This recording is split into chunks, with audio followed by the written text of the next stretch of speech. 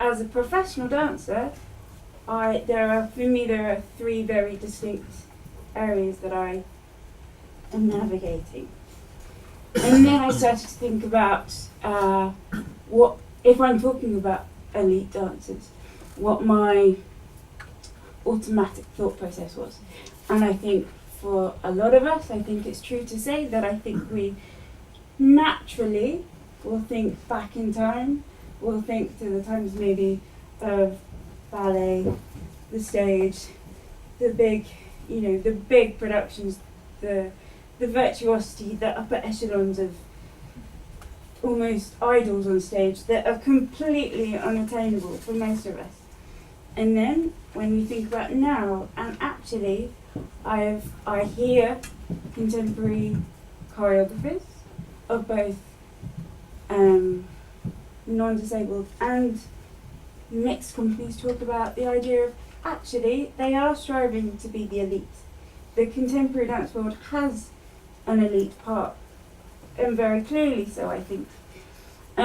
So my first opening for you is to just, if you feel like it, to ask, in your opinion, what makes an elite dancer, in your opinion?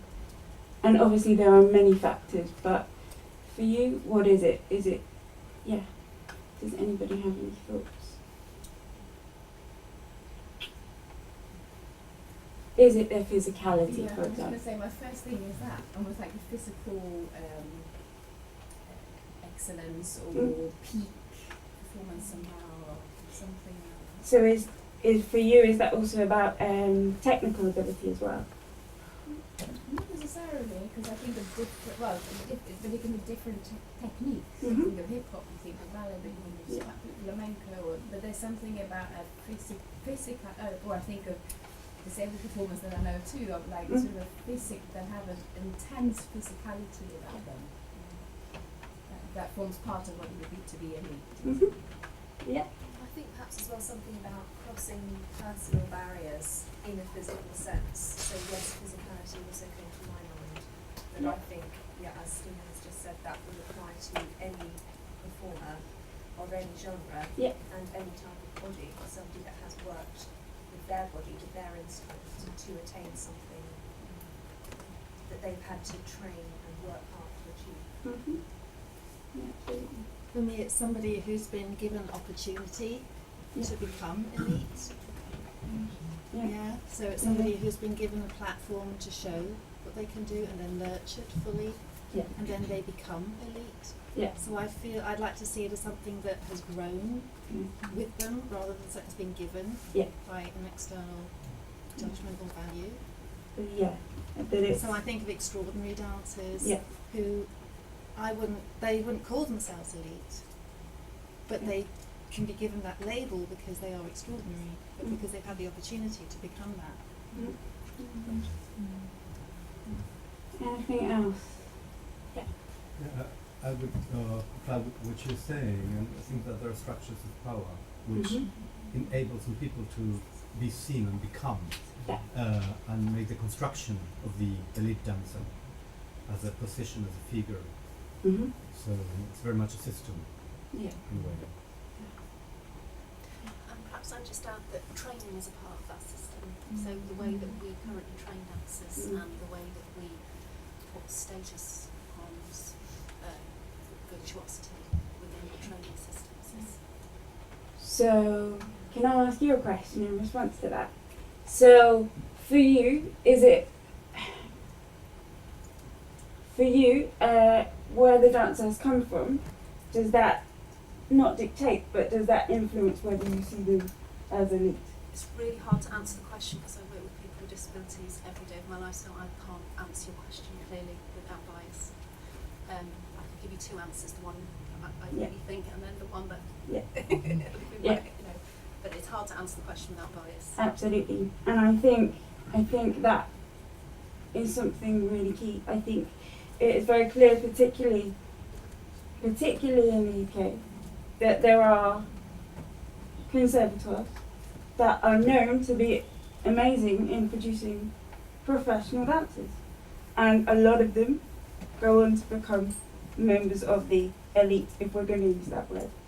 And I think, so what happens for those dancers who have disabilities perhaps, who don't have access to that training for whatever reason? Maybe it's a choice, maybe it's the practical barriers, maybe it's that the institution aren't ready to take dancers with disabilities. Whatever that reason being, whatever your view, I think it's important then to question, well, how do we think of those dancers that haven't experienced those institutions? Yeah. My way is not doing institution. Yeah. Last week, Absolutely. And I would completely agree, because that was my way also. I didn't go down the traditional training route.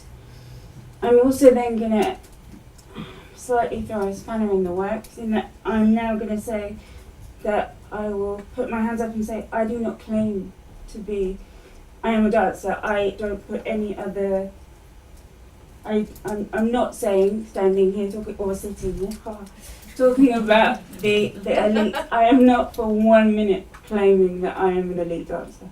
Not at all. I am a dancer. That's what I do. I know elite dancers, and I'm very proud to know dancers that I see and think of as phenomenal. But in regard to me, what I know is that I know my own body.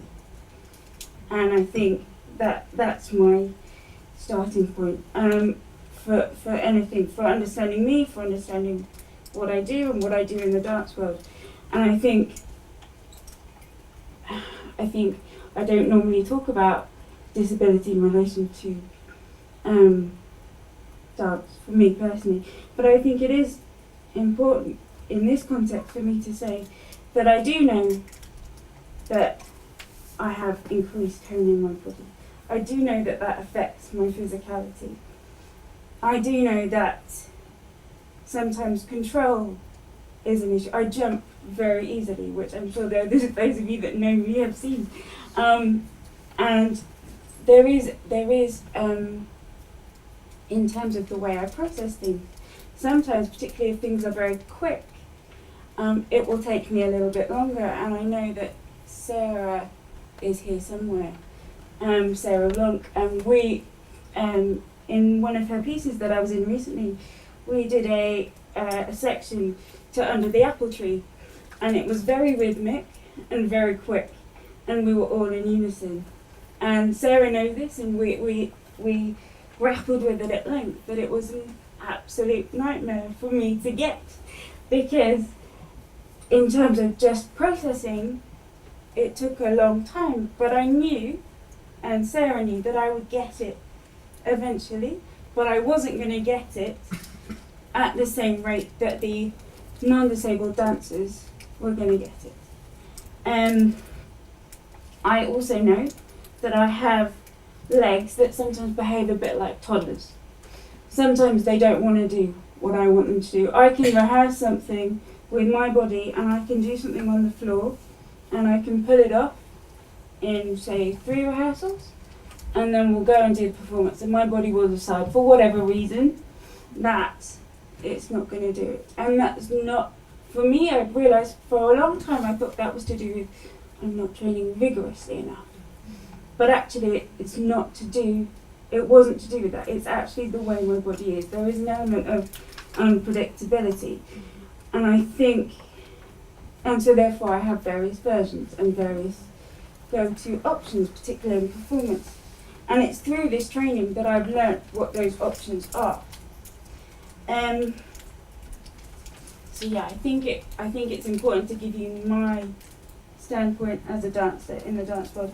And then when we go into talking about perhaps those dancers who I see as elite dancers, and there are several of them, and I'm not going to name any of them, but I'm sure we all have in our mind dancers, and hopefully disabled dancers as well, that we see as being in the elite. And I would ask you, what is it again, thinking about the responses you gave into what makes them elite, is it those qualities you said to me earlier about those dancers that make them as special as they are?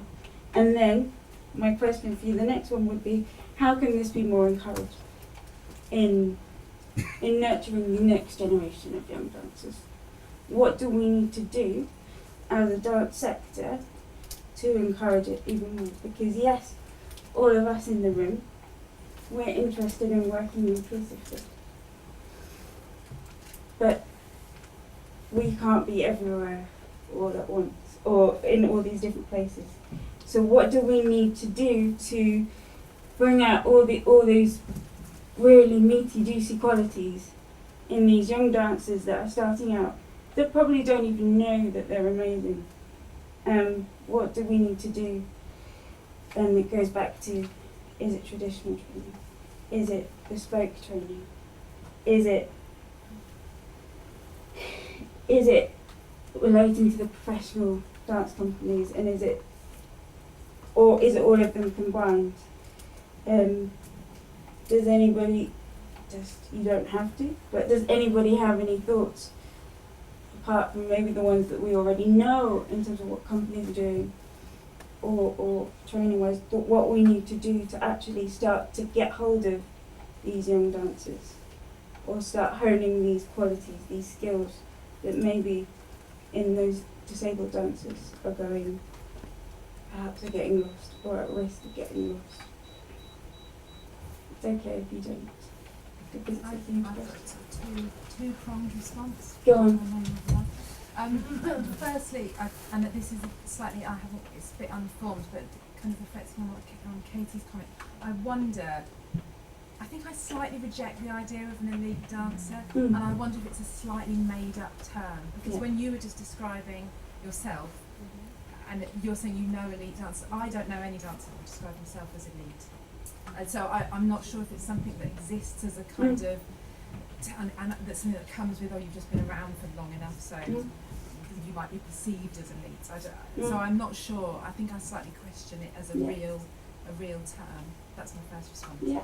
And the second response to the kind of question, the functional question of how and engage, which I think is a very real issue and problem. And actually, I have to say, Hannah, don't mind, but we taught at a conservatoire for dance that shall not be named last week, and it was a really interesting day. But for me, as someone who's been working in this environment for 20 years, more and more I find myself actually that the answer is just do it, just get some representation from disabled artists in these organisations, and then it seems like there's a simplicity in that as an answer, that actually we've talked about it a lot, but there is something why we could just try doing it. That what happens if these lecturers in dance, or each university or each conservatoire says, okay, not just a module, not a one-off workshop, that actually we make a commitment to representing disability in different dance environments. I'm sure that's really key in inviting younger generations. But and the last point, I also am becoming, as I'm in the sector for longer and I'm becoming older, I also feel more distant, and I think Louise Catrega pointed at this yesterday.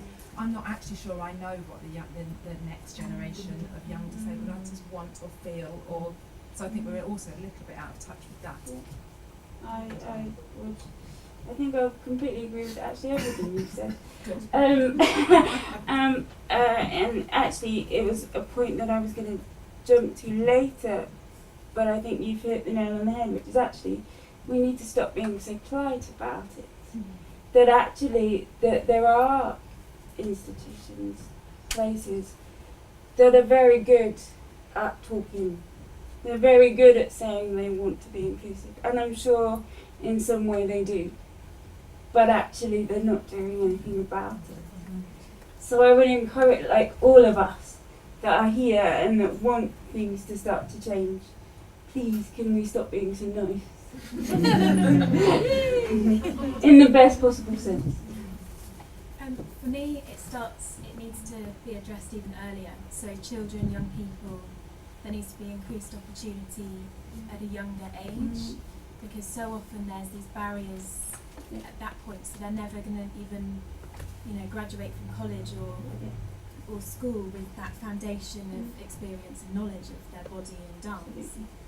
So for me, there needs to be more increased awareness to dancers, their parents, carers, teachers, examiners, so that can be an experience before there's even a consideration of a career, whether they want that or not. Yeah. So for me, it needs to start in school, outside of school, and educating and raising awareness. Because it is that wonderful thing with young people is they actually don't, when you talk to little ones, yeah, they might be a bit curious about what this is and what it does, or they might want to go, but they're not interested in necessarily the disability. They might ask, why don't your legs work? But that's where the question ends. They're then interested about what you're doing, or why is your hair that colour, or whatever. So if you can get them at that age where everything is just all right, which absolutely needs to happen. But I also then would ask, does the dance industry have a responsibility to think about what we're putting out there? And I would ask, and this is a very provocative question, but I'm going to ask it anyway. I've written it down here. In the dance industry, are the majority still choosing to conform to an aesthetic? Yes. I think the aesthetic, or many, there's multiple aesthetics that people us can bring to the table. Yeah. I think we have our own aesthetic. Yeah. Rather than saying that aesthetic is wrong, it's different. Yeah. Yeah. I'm struggling with that one because I think conformity is a problem. Yeah. But at the same time, if I see a disabled dancer dancing something that they, like you're jumping, for example, that you inhabit fully because you know your body, then isn't that also conforming to the idea that the dancer is knowing their body and then inhabiting it and creating movement that they feel inhabited? So I don't know where it begins and ends, conformism. But what I like is the idea that the dancer who inhabits their body, whether disabled or not, I want to throw that away, that label, the dancer who's inhabiting their body fully is not, the disability is there, but you don't see it, and you're not seeing that first. You're seeing the dancer and you're seeing the dance, and so the disability label is kind of I don't know what purpose it serves, but what I'm saying is that the positive is when the dancer has achieved such a sense of their own body's limits that they inhabit their movement, and so the disability is in there, is part of it, and it's owned and expressed, and it's vibrant, and or it's edgy, like in contact improvisation, disabled dancers doing contact, you see the disability, but it's all part of that. Everybody's got the edges, and we all work with those edges, and the seeing of those edges is actually positive, because we're not looking at something, we're not looking to see something in unison and unity and uniform. So, I think as well as something in teaching where my experience is what I've seen of participating in some classes is it's so much effort to be in the class and making that class accessible to yourself as a disabled dancer, that it's really easy to lose actually what it is about dance, because you want to dance and to find that rich experience. I don't know, I sometimes get a sense if you kind of turn up to a class, a sort of mainstream class, I would call it that, teachers can be quite concerned about that, with the about how it's going to work, or not have any concerns at all. I don't know, in other fields it's always the same.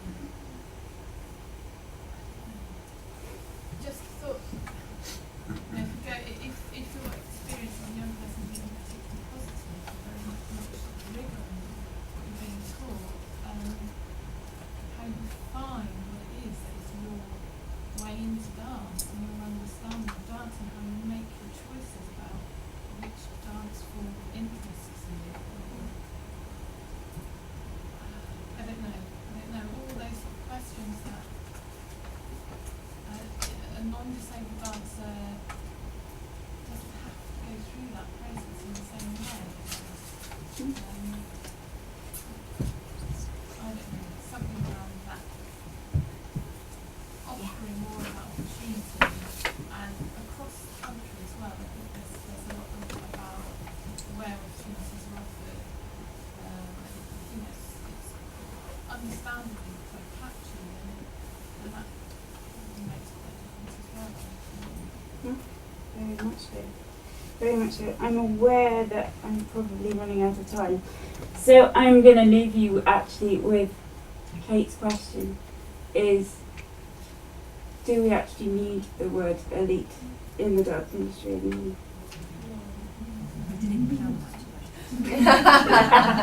Thank you very much.